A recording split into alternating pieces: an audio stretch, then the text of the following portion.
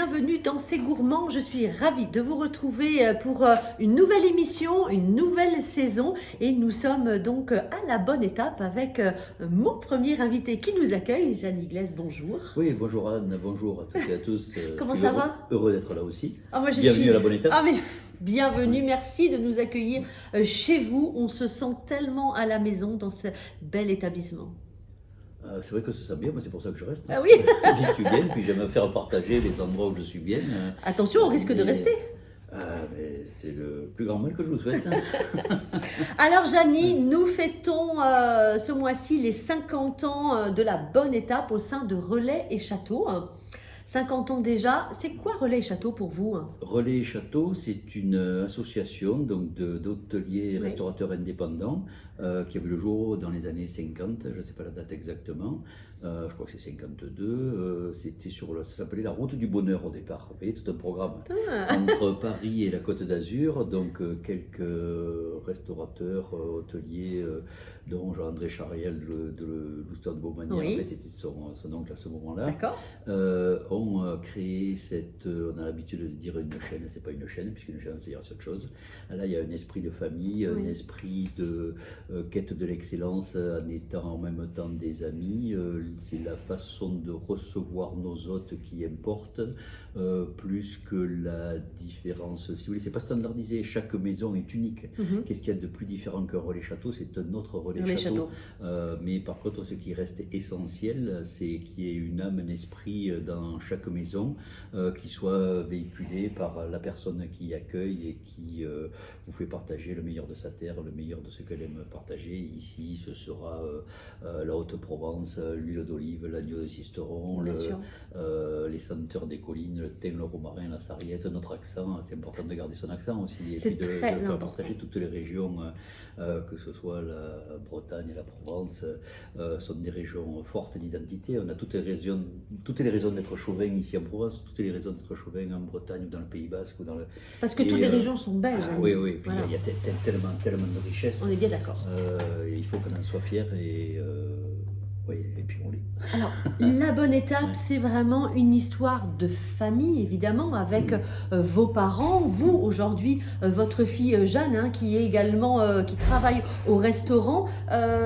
Qu'est-ce qu'on va, justement, comment vous allez célébrer ces 50 ans de Relais Château à la bonne étape? Donc, il a la chance d'avoir mon père qui est encore là, et ce sera un repas avec des plats historique de mon père, donc ce sera la cassolette de queue d'écrevisse. Ma fille Jeanne qui m'a rejoint il y a 2 ou 3 ans en cuisine, donc qui a choisi d'être cuisinière, qui a la passion aussi de ce métier. Ça doit vous faire plaisir. Ah oui, c'est formidable, c'est formidable. Forcément. Et puis moi, donc, on aura différents plats comme le loup à la linoscitain, la crème glacée au miel de lavande.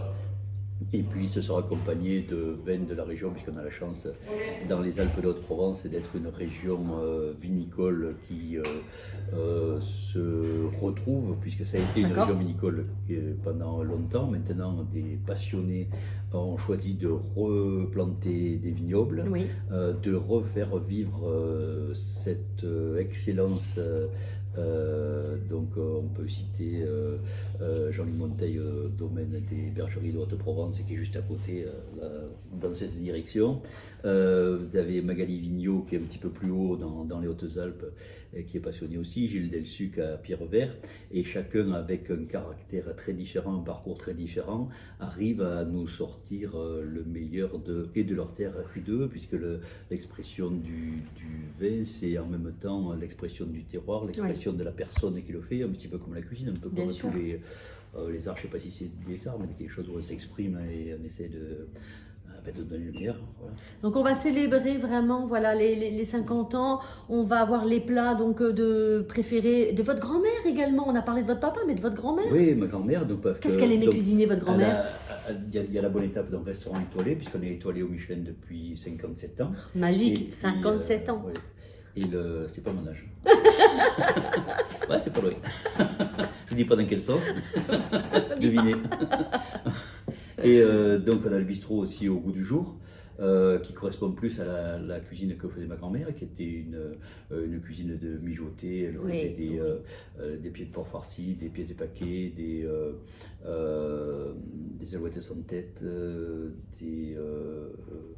mais qu'on aime également cette cuisine aujourd'hui. Farcies, Bah oui, voilà. Et là, le menu donc, qui célèbre ma grand-mère, donc Mémé Gabi, comme tout le monde l'appelait, c'est une caillette au chou pour commencer. Ensuite, une brandade de morue, un gratin de brandade de morue avec des poireaux et des pommes de terre, des choses toutes simples.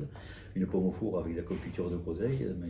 Des choses très simples, mais effectivement qui ont beaucoup de goût, Janie. Et ça fait la différence. C'est une cuisine de goût, en fait. Et oui, le goût, c'est ça... le plus important. Ce qu'on oublie quelquefois dans les émissions télévisées, mais je pense qu'ils le coupent au montage parce que les cuisiniers disent toujours attention que ce soit. Vous ne couperez pas au montage ça, hein? Je ne couperai pas, je ne coupe rien dans ces gourmands. Et donc le goût c'est le plus important. Ouais. On est là pour se régaler. L'œil précède le goût, oui, mais il ne le remplacera jamais.